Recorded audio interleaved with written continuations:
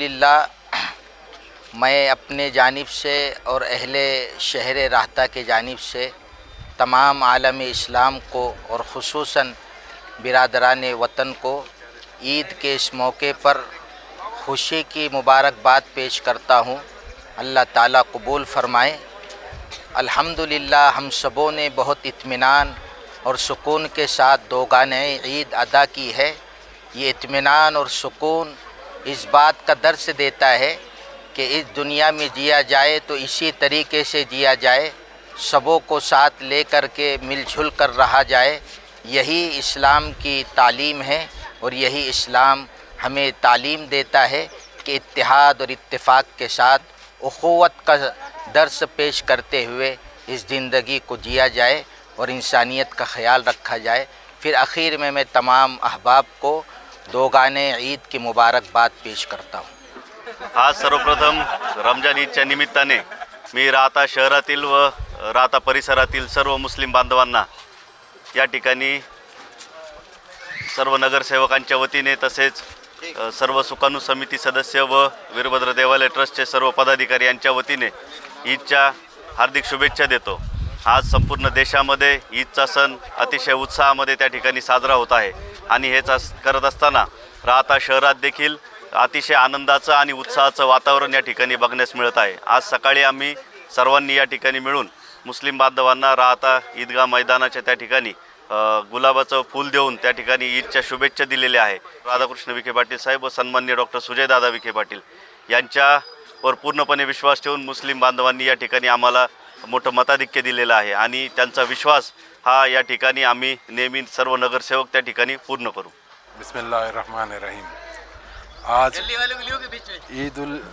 ईद उल फित्रच्या निमित्ताने मी माननीय महाराष्ट्राचे जलसंपदा मंत्री माननीय नामदार राधाकृष्ण विखे पाटील तसेच आमचे मार्गदर्शक आदरणीय माजी खासदार सुजयदादा विखे पाटील यांच्यातर्फे मी सर्व राहतावासियांना ईदच्या खूप खूप शुभेच्छा देतो।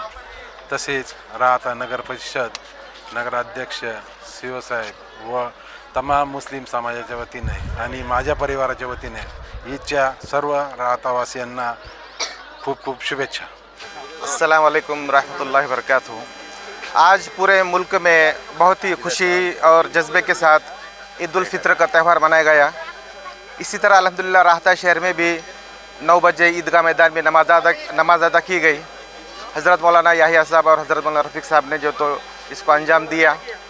आज इस ईद के मौके पर अल्लाह तबारक ताला से ये दुआ है कि अल्लाह तबारक ताला सारी दुनिया में अमन सुख शांति को कायम करे।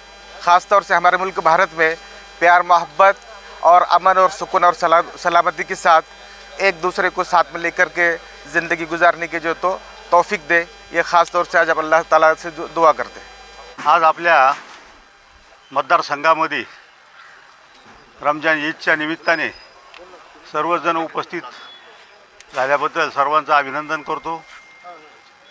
नगरपालिकेचे नगराध्यक्ष स्वाधीन गाडेकर, विजू नाना, उपनगराध्यक्ष, सर्व नगरसेवक, सर्व सुकाणू समिती आणि सर्वच ग्रामस्थ मुस्लिम बांधवांना शुभेच्छा देण्याकरता आपण या ठिकाणी जमलेलो आहोत। आत्ताच 3 दिवसापूर्वी हिंदू धर्माचा गुढीपाडवा सण होऊन गेलेला आहे आणि आज रमजान ईदच्या निमित्ताने सर्व कार्यकर्ते सर्व समाज बांधव या ठिकाणी मुस्लिम समाजाला शुभेच्छा देण्याकरता या ठिकाणी आपण आलेलो आहेत। आज ह्या मतदारसंघामध्ये जर सांगायचं ठरलं, राज्याचे जलसंपदा मंत्री नामदार राधाकृष्ण विखे पाटील साहेब व दक्षिणेचे खासदार माजी खासदार डॉक्टर सुजयदादा विखे पाटील यांच्या मार्गदर्शनाखाली हा राहता तालुका अत्यंत चांगल्या वातावरणामध्ये मुस्लिम असेल, हिंदू असेल, अन्य समाजाचे काही लोक असतील, बंधुभावाने राहतात आणि एक सौहार्दाचं वातावरण या मतदारसंघामध्ये पाहायला मिळतं। असं वातावरण कुठंच पाहायला मिळत नाही। म्हणून आपण मुस्लिम बांधवांना आणि हिंदू बांधवांना गुढीपाडव्याच्या मी शुभेच्छा देतो आणि रमजान ईदच्या मी शुभेच्छा देतो। असाच भाईचारा म्हणून आपण सर्वांनी काम करावं।